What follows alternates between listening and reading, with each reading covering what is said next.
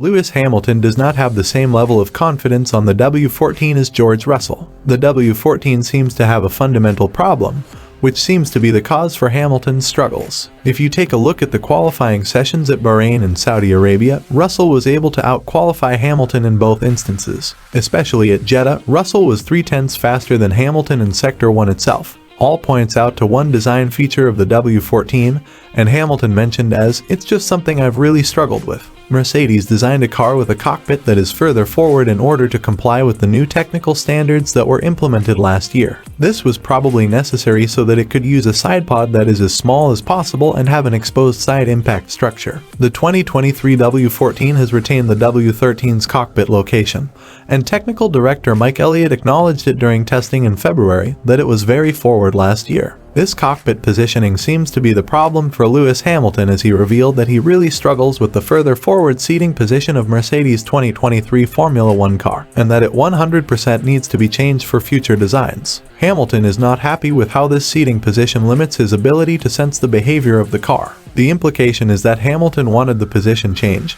but settled for it since it was essential to the narrow sidepod's design concept in which the team had a lot of faith. It highlights a specific discomfort Hamilton has inside the larger issue of Mercedes' flawed design and underwhelming performance. During the Australian Grand Prix on Thursday, the 7-time world champion highlighted how this has made it harder for him than teammate George Russell to get the most out of the W14.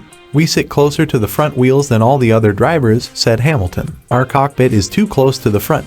When you're driving, you feel like you're sitting on the front wheels, which is one of the worst feelings to feel when you're driving a car. Consider a scenario where you own a sedan car with regular wheelbase and all normal specifications. You will have a feel for the car, which you would use to drive it as you want. Just imagine what would happen if you moved the front tires of your car right underneath your legs. You would definitely have a different feel about the car, and you won't be confident of driving the car at such an instance." Hamilton emphasized on this matter as he continued, "So what that does is it just really changes the attitude of the car and how you perceive its movement.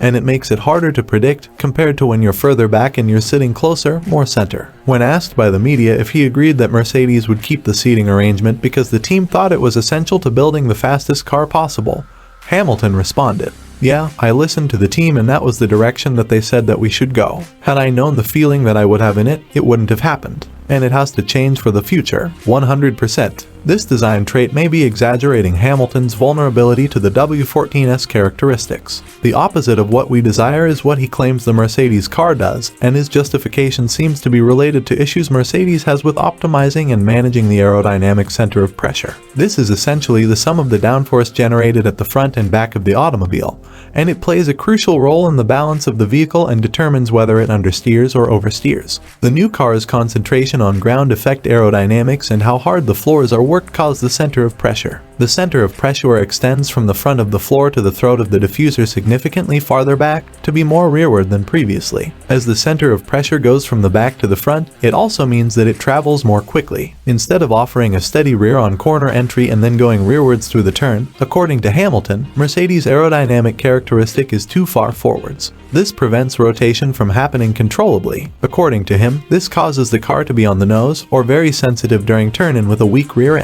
Hamilton may be finding it more difficult than usual to manage the rear instability this causes when coupled with the uncomfortable sensation he receives from his position in the car. "We still have generally a very strong front and not as good a rear as we would hope to have," Hamilton said of the W14 compared to the W13. "If you look at the Red Bulls, the places where they get on the power earlier and the speed they can take through the corners is just because they have a much stronger rear end." It's interesting to read Lewis Hamilton's critique of the Mercedes W14 cockpit layout. Undoubtedly, the driver's location in relation to the front and back axles affects how they feel in a Formula One car and how they determine what input or reaction is necessary to make the most of any circumstance. F1 vehicles are never in a steady state and are always moving. The sensation the driver experiences in the seat determines how they react, and committing to the turn and speed depends entirely on the level of confidence you develop from corner to corner. We emphasize on the sidepods because they are the visual aspect on which we may comment when we talk a lot about the word concept. Yet, if Mercedes needs to move the driver this far forward in order to enter the proper weight distribution window,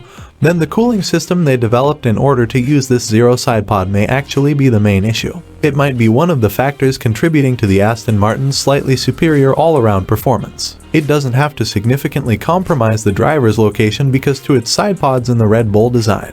The weight of those parts must be balanced because everything must fit inside and around the front of the engine and the back of the chassis. The only thing that is somewhat movable is the driver. The driver's position is related to the cockpit opening, which is connected to the locations of the side impact structures. In order to obtain the weight distribution, which is again strictly governed by the standards, everything must first be compromised. So, everything must be packaged, including the driver, to achieve the necessary weight distribution. Again, each movement with increased fuel load must be taken into consideration, from the smell of an oily rag before qualifying to adding 100 kilograms or more of fuel during the race. If this is the cause, Mercedes' issues might not be fixable this year. Nothing is impossible, but getting there while staying under the budget cap could be quite challenging. There are circuits where the issue Hamilton has pointed out won't be as big a problem, but there are none where it won't be a problem at all. Yet, the car should perform according to the driver's needs on all circuits, for the driver to extract the maximum out of the package. So, what do you guys think? Can Mercedes make progress with the W14? Can the engineers back at Brackley find a fix for the problems Lewis Hamilton is pointing out at?